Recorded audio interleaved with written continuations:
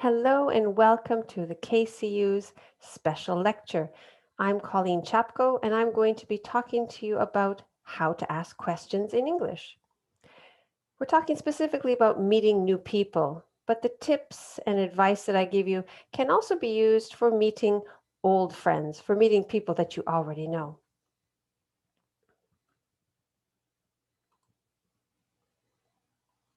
There are 8 things to consider when asking questions. The first thing is to plan. Plan out your questions and think before you talk. Don't be so nervous that you ask random, pointless questions. Don't say, "May I ask you a personal or private question?" That just puts the person on edge. When you ask, "Can I ask you a personal question?" the other person's already a little bit anxious, a little bit perhaps defensive, a little bit upset.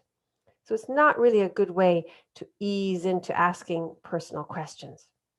What I would do is talk about yourself first and then listen. Learn to be a good listener. The person that you're talking to will give you lots of information about their private lives or their personal lives. You don't have to go out and ask such direct questions. The second thing is purpose. Know why you're asking a question. If somebody asks you, "Why are you asking?" you have to have an answer. So if you're asking somebody, "Are you married? Um, how much money do you make? How old are you?" Those kind of really direct questions. The other person is going to want to know why you're asking. So you really have to know why you're asking. You have to have a purpose for your question. Number 3 is to ask open-ended questions. They encourage more talk and they also let you gather more information. So, what do you like best about Korea, for example? What do you like best about Korea will generate far more information than, "Do you like Korea?" That direct question, "Do you like something?" is really initiating a yes or no answer. "Do you like Korea?" "No, not really." How would you respond to that? You wouldn't like that as an answer, but "What do you like best about Korea?" is asking them to tell you all of the positive things, all the good things that they like. You'll definitely get more information with an open-ended question. Number 4, save time. Ask only essential questions. If you don't care about the answer, don't ask the question. So ask yourself, is it important to know if the person is married or if they have children? Is it really important to know what they do or what university they went to? If these questions are not important to you, if they're not relevant to you, if they're not important for creating a relationship, then don't ask the question. Number 5, be real. Accept that you have stereotypes. We all do. Everybody has stereotypes. The important thing is to be aware of them and to try to modify them and reduce them. So, for example, don't say, "You're English, you're British, you love football and beer, right?" No, that's just showing that you have a clear stereotype about English people. Instead, you could say, "You're from England. I'm kind of embarrassed to tell you, but I don't know anything about your country. I'd like to learn more, though." In this way, you show that you're aware of your stereotypes and you want to overcome them. Number 6, see, I'm right. Be aware of confirmation bias. Don't try to prove yourself right. When you think you know a culture, you try to prove yourself right. Don't say, coughing? That's right. Foreigners can't eat spicy food. I know, I'm right. I don't know how many times I've heard that, and it's just not true. There are lots of people in the world that eat spicy food. There are lots of countries in the world where the food is much, much, much spicier than here in Korea. So say something like, "Are you coughing? Let me get you some water." Show that you have empathy. Don't try to prove yourself right at the expense of embarrassing somebody else. That's not nice. Number 7, one person is not a culture. Ask for a story, not an answer. So when you ask, why do Canadians love hockey so much? You're asking one person to explain an entire culture. Or why did Americans vote for Donald Trump? How can how can one person answer that question? That is just one person out of millions. So don't ask them to be a representative of their culture. Ask them to be representative of themselves. Show that you're interested in them as a human being, as a person, not as a Canadian or as an American. So ask questions like, did you play hockey when you were young? Or how do you feel about Donald Trump? Whatever. Just see that person as an individual, as a human being, not as a foreigner and not as a specific country. Oh, you're Canadian, so you fit into this box. Oh, you're American, so you fit into this box. Again, be aware of your stereotypes. And number 8, respect boundaries and be aware of cues. Don't ask questions that you would not want someone to ask you. For example, what is your salary? Or why aren't you married? Or how old are you? I don't know how many times people have asked me, how old are you? And I've asked them, "Well, why are you asking? Why do you want to know? Is it important for you?" And I tell them my age, and then they say, "Oh, you look so old," or "Oh, you look so young." I can't win. Either I'm old or I'm young. So I've just learned not to answer the question. But then I go and I ask that same person who asked me, how old are you? I ask them, well, how old are you? And they won't answer. That's not fair. So be aware of those boundaries. If you wouldn't want somebody to ask you, are you married? Don't ask somebody else. And remember that a smile in one culture might be a friendly sign, but in another culture, it could be a sign of discomfort. So pay attention to those cues. You'll learn a lot from them. Are you being nice or nosy? Are you nice or nosy? Are you polite or are you rude?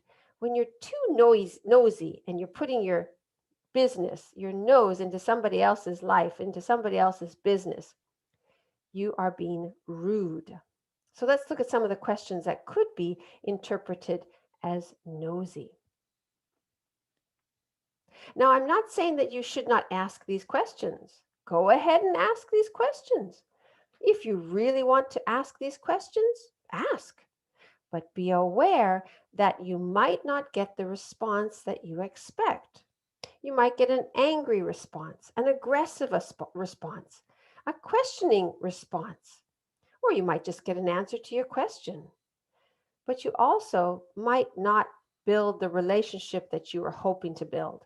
So plan your questions, have a purpose for your questions, and be prepared to answer.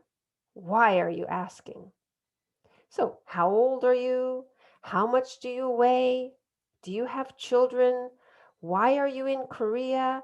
Why are you whatever, right? Why are you? Those questions are so direct. Again, if you have a purpose for asking these questions, go ahead. How old are you? If somebody asks me, how old are you? I'm going to want to know why it's important to them. Do you have an answer? If I asked you, why do you want to know my age? Do you have an answer? If you have an answer, go ahead and ask. Well, maybe you can tell them about Korean culture. You could say, well, in Korean culture, knowing someone's age is very important because it impacts the way we treat people.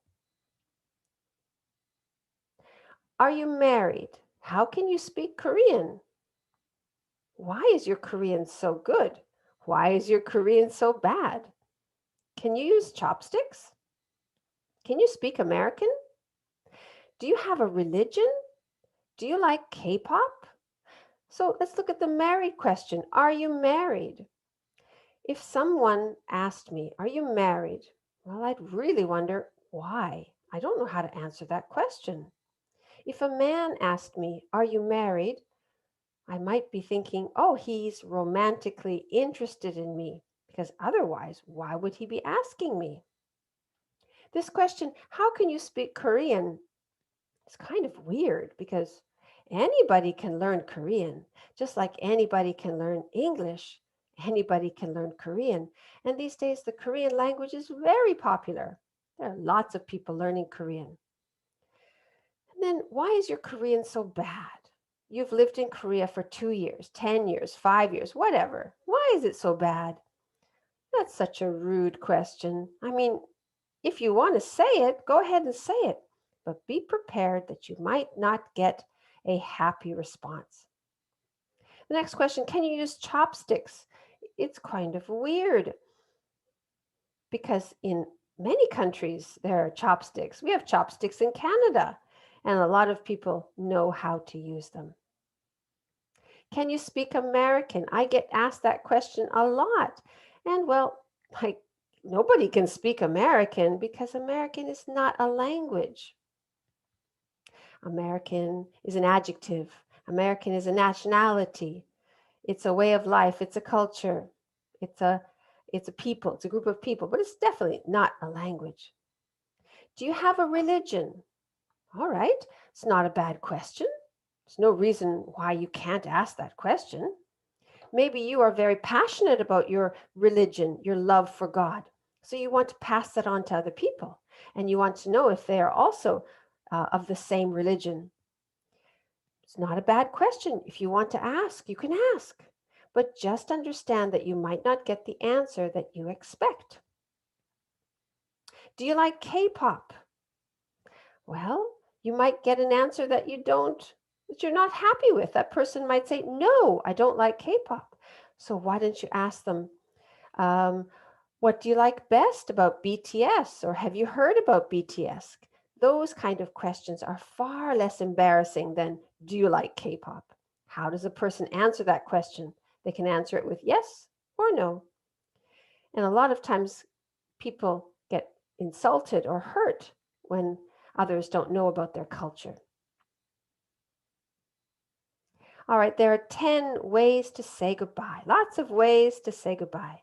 It was a pleasure seeing you. It was a pleasure meeting you. Remember, only say it was a pleasure meeting you the first time. The second time you meet somebody and you're saying goodbye, say it was a pleasure seeing you or seeing you again. And it was nice meeting you. It was nice seeing you. Goodbye, bye, bye-bye. They're all the same. You can also say good night, good evening, and take care. 잘 가요, very similar to take care. And we also have a nice day or have a nice evening. Have a good one. See you later. See you soon. Or just later or so long. These last ones, see you later, later, so long, they're much more casual and informal. Here's some tips and advice about language. Language is a tool. Use it to express what you want. Language is an instrument. Play with it. Be creative. Language is power. Use language to broaden your world, to broaden your horizons, to broaden your understanding of other cultures. And language is culture. Learn the culture to know the language. You can learn a lot of English, but if you don't know the culture, you won't be able to deeply understand the language. Language is theater. You can be any character or any personality you want when you speak English. Language is an experiment. Try something new and see what happens.